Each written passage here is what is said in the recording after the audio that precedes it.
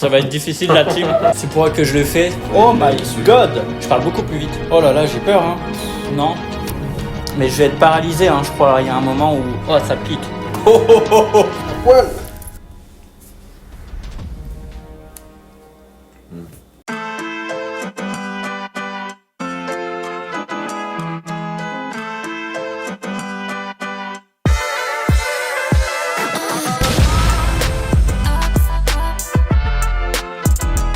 Bonjour à tous les abonnés des Dindus. Aujourd'hui, on se retrouve dans Hot Ones Chicoutimi, une émission dans laquelle je pose des questions avec des sauces piquantes. On se retrouve avec Quentin Verzignac aujourd'hui. Bonjour Quentin. Comment ça va? Salut, ça va pour l'instant. Déjà, comment tu réagis un peu à la piquance? Très peu. Le curry, c'est déjà un step, donc bon. Franchement, je pense pas aller au bout. Après, on fera ça pour la science, pour l'expérience, mais on verra. Je vous laisse dire dans les commentaires jusqu'où je vais aller. 5e entre la première et la 10e sauce. Je le rappelle pour ceux qui ne connaissent pas le concept, du coup on a 10 sauces qui sont classées de la plus faible à la plus haute sur l'échelle de Scoville. On va commencer avec une sauce à 1800 et on va finir avec une sauce à 2 693 000 sur l'échelle de Scoville. Et on va poser une question par sauce. Allons-y. Allons-y. T'es prêt pour la première question? Ouais, la première là, elle me fait pas trop peur. Je pense que je vais bien la savourer celle-là. Donc c'est une sauce à 1800 sur l'échelle de Scoville, c'est la haute classique. Hop là. On se tine juste avant pour chaque sauce. Alright. Ça va être difficile la team. La team, je vais en chier. Première question, on commence soft. Quentin Verzignac, est-ce que Ouais. t'es boosté? La rumeur raconterait que oui. Maintenant, ça, ce sera plutôt à Mathias d'en juger. Je saurais pas vraiment en dire plus. Je vais faire de mon mieux en tout cas pour l'être sur l'émission de ce soir, mais je crois que là, c'est le déclin. La carte boostée n'existera plus après ce jeu-là. Tu commences en étant boosté quand même. Bah, la première sauce déjà. On va passer à la deuxième sauce. La deuxième sauce, je te laisse la mettre, c'est la Little Dix. C'est une sauce à 6900 sur l'échelle de Scoville. Voilà, gentille petite myrtille là dans l'émission française, elle donnait quand même plus envie. Elle est très bonne cette sauce sur voir. Mais c'est vrai qu'elle est assez rafraîchissante. Ouais, très sucré. Maintenant, ouais, c'est. Enfin, j'ai déjà la langue qui est prise, hein. Ouais, ça va piquer. Deuxième question, je sais que t'as un frère et t'as une sœur, si je me trompe Mhm. pas.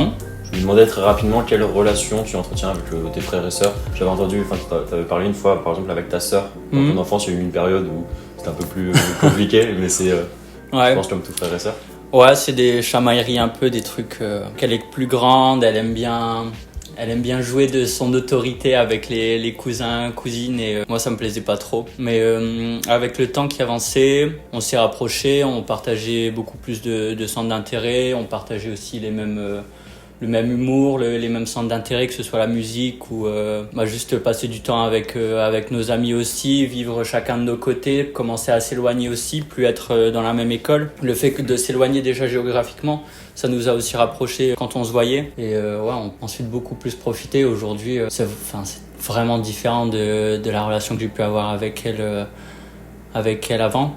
Puis avec mon frère, je pense qu'il va regarder ça, du coup ça me fait rire, les deux. Mais ouais, avec mon frère, j'ai pu être dur avec lui quand même, je me rends compte, quand il était plus jeune. Et encore une fois, là, avec la distance, le fait de moins le voir, quand je rentre, je retourne à la maison pour le voir, il grandit, il change et ça fait un choc quand même, parce qu'après tu te reconnais dans le caractère qu'il va avoir. On a énormément de similitudes, quoi. Moi, je me reconnais vraiment dans la même période de sa vie que j'avais avant. Okay. Ouais, je me reconnais, quoi. Et même en FaceTime, c'est vrai que je vois qu'il me ressemble physiquement. Il y a un peu plus de cheveux. Peut-être qu'il en aura moins. J'aime bien lui faire peur en disant qu'il faut qu'il profite.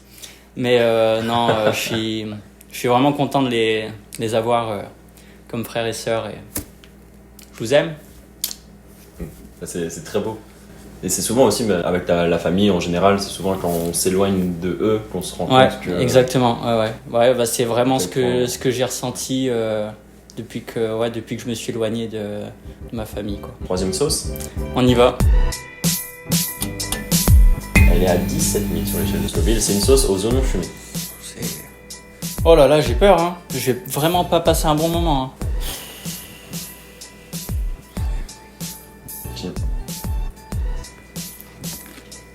Oh non, ça va. Troisième question. Vas-y. On en a beaucoup parlé en amour. Est-ce que tu es arrivé à un stade de ta vie où tu penses que tu aimerais bien te poser Je pense que ça dépend vraiment de sur qui je tombe. Je me mets aucune barrière par rapport à ça. C'est un peu difficile de répondre parce que j'essaye de pas trop me poser de questions justement et de vraiment y aller au feeling selon la relation que j'entretiens avec la personne que je fréquenterai. Simplement, tant que ça me prend pas la tête, et que je le vis bien et que je suis heureux, ça joue. Après, ça arrivera au moment où ça arrivera. Si ça arrive demain, ça arrive demain. Si ça arrive dans 3 ans, ça arrivera dans 3 ans. Plus, on verra bien. Et puis, voilà. Quatrième sauce. Allez. Elle est à 36 000 sur l'échelle de Scoville et c'est une sauce au cumin. Caliente. Au cumin. Ouais, elle est très bonne aussi. C'est épicé le cumin comme ça, comme épice? Non, c'est pas du tout épicé. Hop là. Ok. Bon, j'ai l'impression d'avoir eu la main légère, mais... Bon, t'inquiète.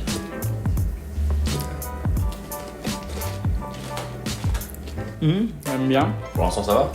Ouais, je sens quand même que ça pique, mais le fait d'avoir eu les sauces un peu plus light avant, je pense que ça aide à encaisser. Alors, Quentin, c'est une question très sérieuse. T'es un grand joueur de Hearthstone. Est-ce que tu peux nous expliquer la méta actuelle de Hearthstone? Oh, franchement non. Franchement, je peux pas. Je joue vraiment pour le plaisir, comme je jouerais un Clash Royale pour passer le temps, pour me détendre un peu. Puis là, il y a un mode de jeu qui me permet de pas être vraiment à fond dans l'actu. Donc je peux jouer sans vraiment connaître la méta, puis juste en m'adaptant. Donc si vraiment j'ai envie d'y passer un peu plus de temps, je vais me renseigner, je vais regarder des vidéos, mais je pourrais pas vraiment en dire plus. Et ça change de Clash Royale? Parce que Clash Royale, il y a... Ouais. T'as beaucoup joué aussi. J'aime bien les jeux de cartes. Mon père, il avait ce paquet de cartes Magic. Quand j'étais gamin, il me fascinait ce paquet de cartes. Pareil, les cartes Pokémon, c'est un truc que j'ai toujours eu. Et j'ai jamais pu vraiment jouer aux cartes parce que je comprenais pas les règles, c'était un peu compliqué et tout. Et Hearthstone, justement, ça m'a permis de mettre un peu ce pied dans les jeux de cartes. Et après, j'ai appris à jouer un peu aux cartes Magic, mais c'est un truc qui est pas très... Enfin, c'est un peu répandu et tout, mais il faut trouver des potes avec qui jouer. J'ai pas de potes, donc je peux pas jouer. Mais j'ai toujours du mal aussi à comprendre comment jouer avec des cartes Pokémon. Ouais. On s'est changé les cartes Pokémon dans la cour de récré, mais il n'y a jamais eu de combat, même du Yu-Gi-Oh! Ouais. 5e sauce. Allez, on y va. Sauce à la pomme, c'est la Dawson. Elle est à 52 000 sur l'échelle de Scoville. Ok. Allez, chin.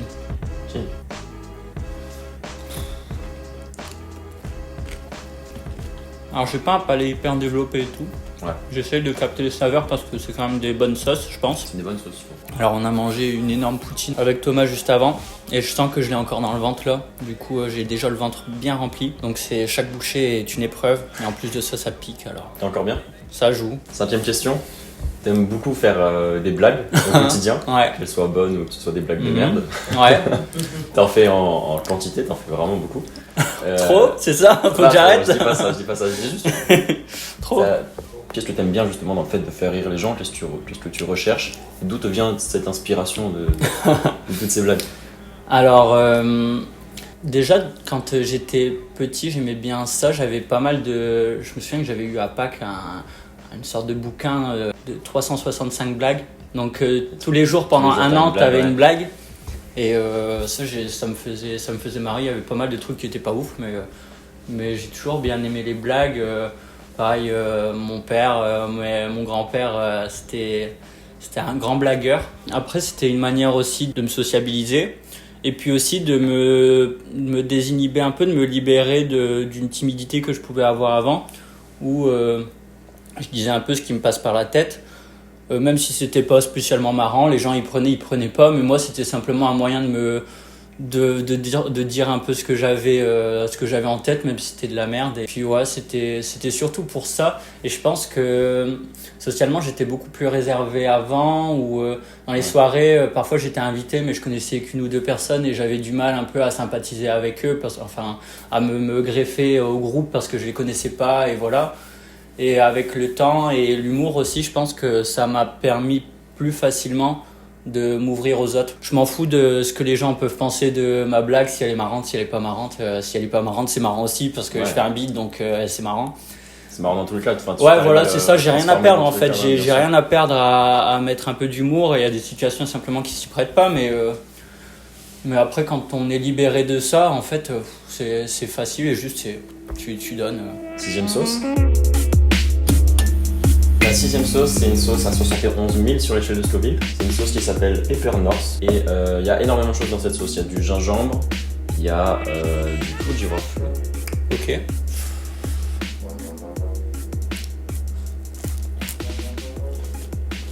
Alors j'ai montré à ma mif que on avait un Hot Ones, on avait tout un tas de sauces Hot Ones.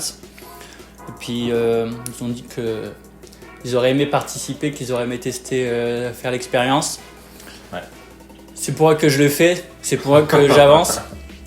Je crois que tu n'aimais pas les caméras, Quentin. Ouais, mais ça me rassure de me dire qu'ils sont peut-être là à me regarder. Ouais. Alors, 6e question, Quentin. Je vais te montrer quelque chose. Oh Ah.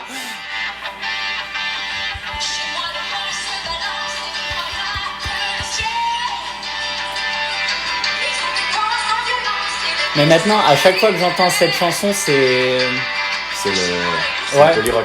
Ouais. Ah, puis c'est même encore plus que ça. C'est vraiment c'est la première choré que j'ai dû danser en rock. Quand j'étais à Lille, que j'ai appris le rock quand j'étais en PEP. Je m'étais intégré comme ça, on m'avait parlé du club de rock, j'y connaissais rien en rock, j'avais personne qui voulait y aller. Je me suis dit allez, je vais essayer, je vais essayer simplement, je vais me sociabiliser avec les gens, je vais rencontrer des gens et je vais apprendre à danser. Je pensais pas que je ferais ça parce que j'avais pas spécialement d'intérêt pour tout ce qui était danse avec les stars ou même pour la danse de manière générale. Je m'y étais jamais intéressé, vraiment c'était ok sur un coup de tête, let's go. J'irai où tu iras première choré, donc j'apprends cette choré, je rencontre tout un tas de personnes incroyables. Du coup, arrivé à Lyon, je me suis dit allez, j'ai envie de transmettre ça à Lyon. Justement, ma question était portée sur ça, sur le fait que tu t'es enseigné à Lyon. Ouais. Et est-ce que ça te manque aujourd'hui ? Bah forcément, je vois ça aussi un peu avec de la nostalgie parce que c'était quand même une période intense de ma vie où j'ai vécu énormément de choses qui sortaient de ma vie quotidienne, quoi, que je découvrais et rencontrer aussi des nouvelles personnes avec qui on a partagé plein de moments trop ouf aussi et trop cool. Transmettre ça aussi aux gens, hein, des personnes qui ont adoré aussi apprendre à danser le rock et qui aujourd'hui encore me disaient il y avait J'irai où tu iras, j'ai dansé avec un tel et tout et c'était trop cool et moi c'est ça que j'avais envie de transmettre aussi et je suis vraiment content d'avoir fait ça. Maintenant, ouais, cette musique, à jamais, ce sera le choc mental, ce sera relié à ces moments-là. Je pense qu'on parlait tout à l'heure de trucs dont on était fiers dans la vie et peut-être que ça, franchement, ça fait partie facilement du top 3, quoi. Un truc qu'il fallait vraiment faire dans ma vie et je suis content d'avoir passé le pas, de pas m'être posé de questions et d'avoir foncé dans le truc et let's go, quoi. Vive l'aventure. Ouais, et du coup, dans ce fait d'enseigner aux autres, t'aimerais bien, enfin, ce que tu recherches, c'est un peu de faire revivre aux autres la même expérience que tu as eu à Lille, enfin à Lyon forcément. Ouais, c'est ça. Ouais. Et c'était complètement différent parce que là j'étais seul à Lyon alors qu'à Lille il y avait toute une équipe, il y avait tout un bureau, l'organisation elle était quand même meilleure. Là j'ai eu des galères d'organisation où c'était pas toujours facile, où il y avait pas de salle, où il y avait des problèmes de son. La Corée, il y a une année où on avait un problème de son, on avait tout le monde sur la scène et on me dit en régie, le son il marche pas, la piste audio elle marche pas, on n'a pas de son. Alors il y a les mecs qui sont là sur la scène en train d'attendre le top départ de la musique et pendant 5 minutes ils sont debout à attendre la musique. Ouais. Moi j'avais pas de partenaire, je courais partout, il faut la musique. Il y a des gens qui ont pu m'aider à brancher une autre enceinte à l'arrache pour proposer la choré devant, je sais pas, il y avait 500 personnes dans la salle. Et on a pu danser tant bien que mal, mais c'était assez ouf quand même. C'était une grande expérience. Ouais. T'as réussi à pécho avec la danse? Non, ça n'a pas marché. Mince. La 7e sauce. La 7e sauce, c'est la Ninja Napalm. Elle est à 130 33 000 sur l'échelle de Scoville. Chin.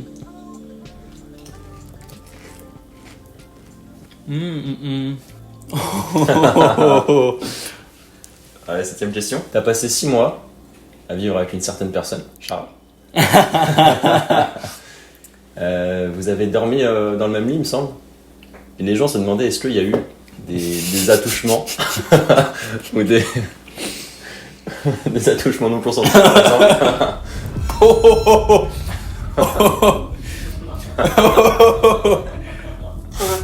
C'est la question, hein, c'est. Oui, c'est la question.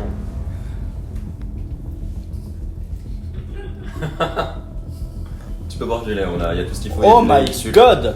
Tu vas voir si tu gardes bien en bouche le lait, ça va te faire enlever. Oh là là. Charles. Ah, ça pique, hein. Ouais, c'est- Ah, je passe un mauvais moment. Ouh là là. Charles, c'était une grande aventure avec lui. Alors, ah là là là là. Ah oui, Oh là là. il y aura- Oh, ça pique. Oh là là.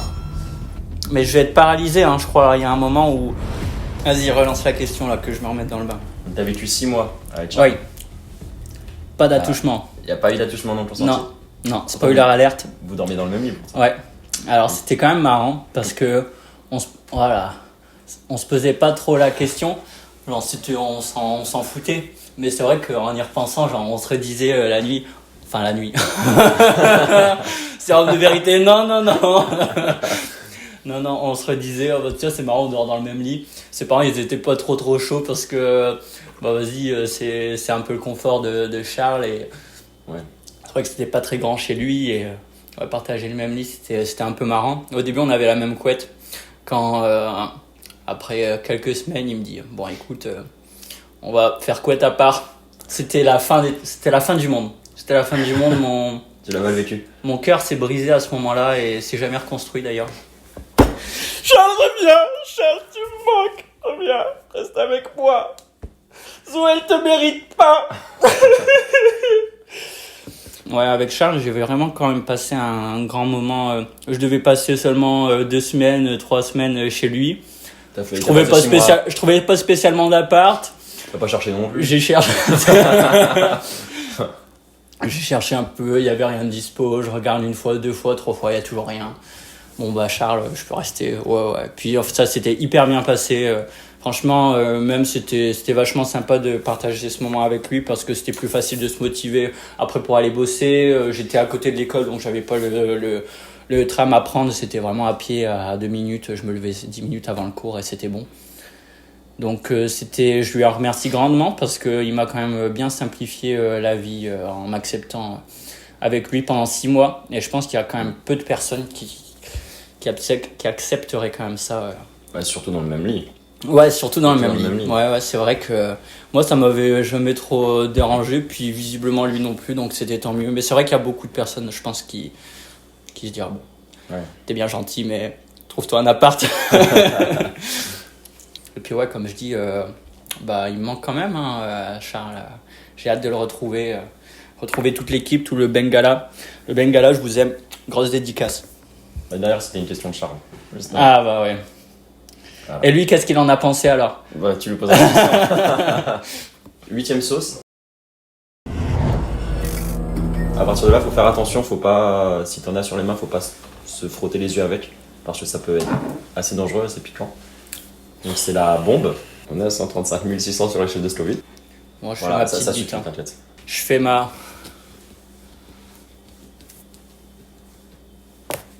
Little Dick. Alright. C'est parti. Non. Oh, j'ai pas envie, hein. Allez, 3, 2, 1. Oh. Ça me plaît pas. J'ai une petite photo à te montrer. Enfin, c'est pas une photo, c'est une petite fiche.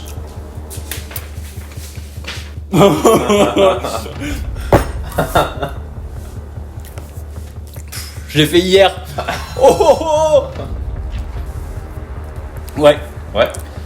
Justement, sur cette photo, on voit un bonnet. une casquette. Une casquette, un bonnet, un couvre-chef. Oui. C'est par rapport à ça dont je veux parler. J'étais sûr, ce dessin, je l'ai fait pour les cours. Et justement, je me demandais ce que le prof il allait bien pouvoir dire au sujet de ce dessin. Il faut tous qu'on se dessine un peu. Et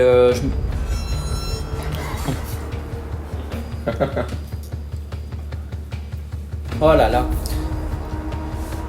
Alors ma question, par rapport à cette photo, donc on voit que t'as un couvre-chef. Est-ce que tu appréhendes la calvitie? Celle-là. Celle-là, ouais. Il a dit les termes. J'appréhende pas du tout. Ok. Ça t'aide l'ami?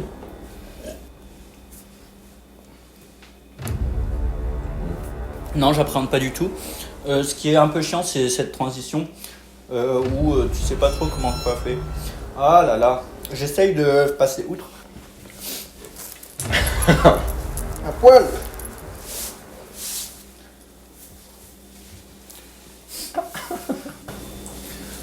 Je pleure des larmes de sang. Non, j'appréhende pas. Je sais juste pas trop comment me coiffer. Je me demande si... parce qu'on m'a parlé de traitement... Passage en Turquie. Non, pas de passage en Turquie. Mais je pense que je vais pas trop me prendre la tête. Et que quand ça tombera, ça tombera. Même je raserai par moi-même. Justement, tu réagis. Enfin, si demain t'es chaud, ça te posera aucun souci. Non, okay. Ça pose des problèmes à ma mère. Ma mère qui veut pas me avoir les cheveux courts. Déjà pendant le bac, avec les copains, on s'était dit on se rase la tête et tout. Et elle était pas du tout partante. Mais je l'ai fait quand même. Et c'était pas si mal. Et donc ouais, non, ça me fait pas peur.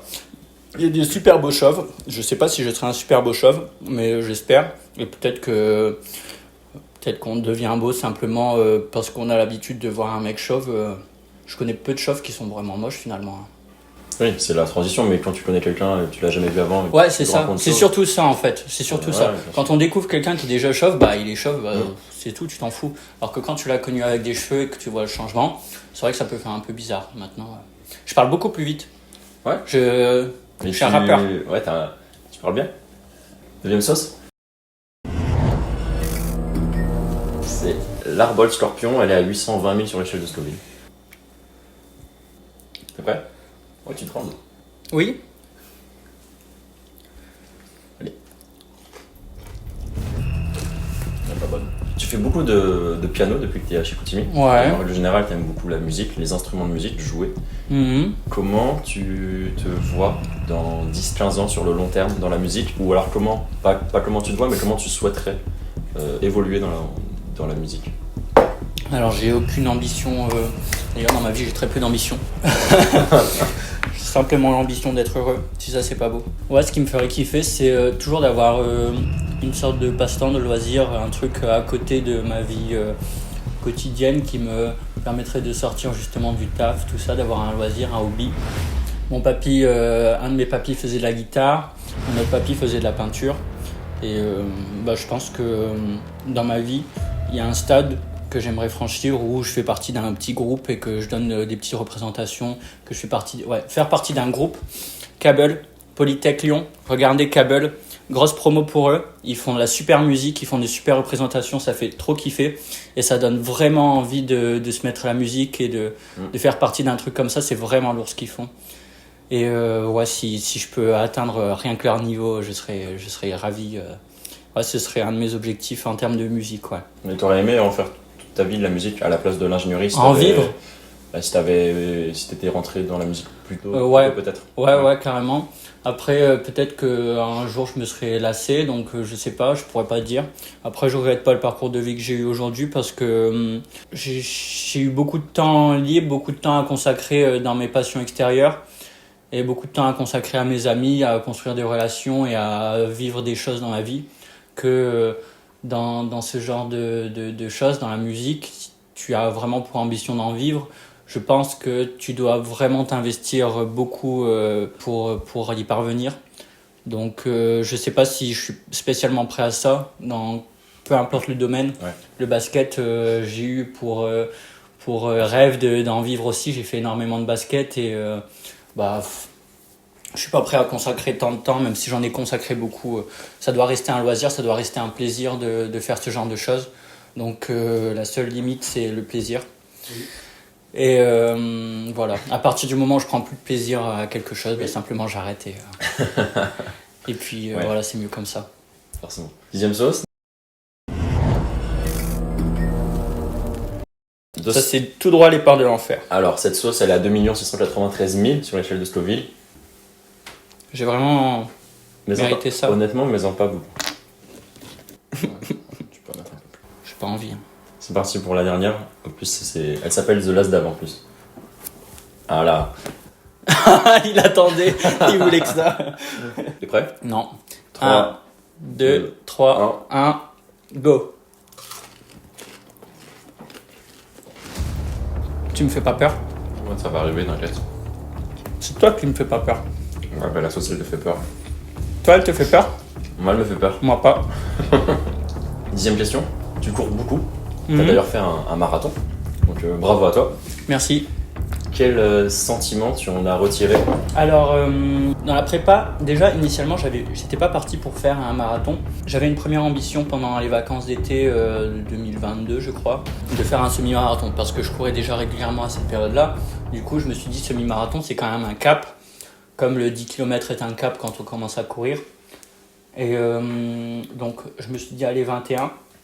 Je m'étais entraîné pendant 2 mois. J'ai couru le semi, j'étais super content. Je l'ai couru simplement dans mon coin, pas dans une course officielle, et c'était mon objectif personnel que j'ai réussi à accomplir pendant les vacances. Vacances suivantes, je me suis dit, j'avais déjà fait le trajet entre ma ville et Lille, où il y a une 30aine de kilomètres. Je l'avais déjà fait à vélo, et je me suis dit en courant. Je vais relier, c'est quand même un cap, parce que là c'est vraiment une distance, c'est vraiment un parcours, c'est pas une boucle. Alors vraiment c'est une ligne droite où ça fonce quoi. On fait le trajet d'habitude en 3 quarts d'heure en voiture, et le faire à pied en courant, c'était quand même un exploit quoi. Je me dis putain, j'ai réussi à faire ça, c'est stylé. Alors je m'étais lancé cet objectif-là, je m'étais entraîné dur aussi pendant 2 mois, je courais vraiment très régulièrement. J'ai réussi à faire ça, mes potes m'ont accompagné et tout, j'étais trop content. C'était vraiment difficile, j'en avais chié, mais j'étais arrivé au bout. J'avais réalisé l'exploit que j'avais fait et j'étais super fier. Et il y avait le marathon qui suivait dans la foulée, qui était 2 mois après, peut-être 3 mois.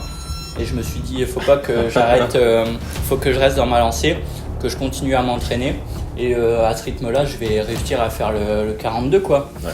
T'en as ressorti beaucoup de fierté ce marathon? Ouais, carrément. Ouais, j'étais vraiment super fier parce que c'était l'aboutissement quand même d'un entraînement qui était assez dur.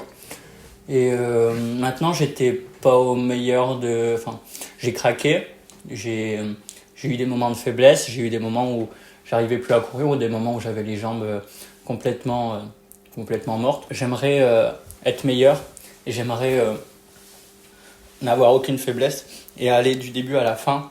Et qu'est-ce que tu recherches justement dans le prochain marathon? Là, tu vas faire un marathon à Toronto. Qu'est-ce que tu recherches dans ce marathon? Déjà, ce qui est vachement important dans ce marathon-là, c'est le fait qu'il y ait un public proche. Ça, c'est vraiment hyper important pour moi. À Lyon, il y avait entre gros guillemets, Matteo et Yona, je vous aime. Merci d'être venu me supporter, venu courir jusqu'à la ligne d'arrivée avec moi, parce que ça aurait été beaucoup plus dur sans vous.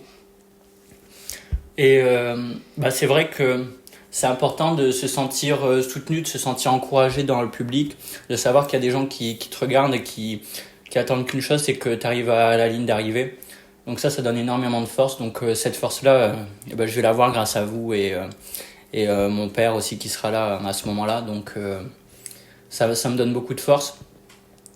Et aussi, ça marque quand même, c'est un moment marquant de mon voyage ici, parce que je suis ici 1 an au Canada. Faire un marathon de Toronto, c'est stylé quoi. Donc j'ai envie de vraiment marquer le coup avec ça. Et en plus, on sera sûrement pas allé à Toronto avant ce marathon. Ouais. Donc, ce sera la découverte de la ville. Et cette ville, elle sera à tout jamais marquée par la course que j'aurai courue en mai quoi. Ouais. Donc voilà, je m'entraîne dur avec Nico. Et on va y arriver, on va arriver au bout. C'est quoi ton objectif de temps? J'aimerais être vraiment fier de moi, et je pense que je serais vraiment fier de moi si j'arrive sous les 3h15. Je pense que c'est costaud. Sous les 3 heures, ça me paraît vraiment ambitieux. Ça fait combien sur le premier? J'avais fait 3h50. Ok. 3h50, mais avec le craquage, si je craque pas et que je suis un peu plus rapide, peut-être 3h15, ouais, ce serait mon palier. Je sais pas si je serais déçu si je fais plus. J'espère surtout faire moins de 3h30. Si je fais plus de 3h30, je serais déçu, mais 3h15, ouais, ce serait une victoire, ouais. Je pense qu'on a fini. Bravo Quentin.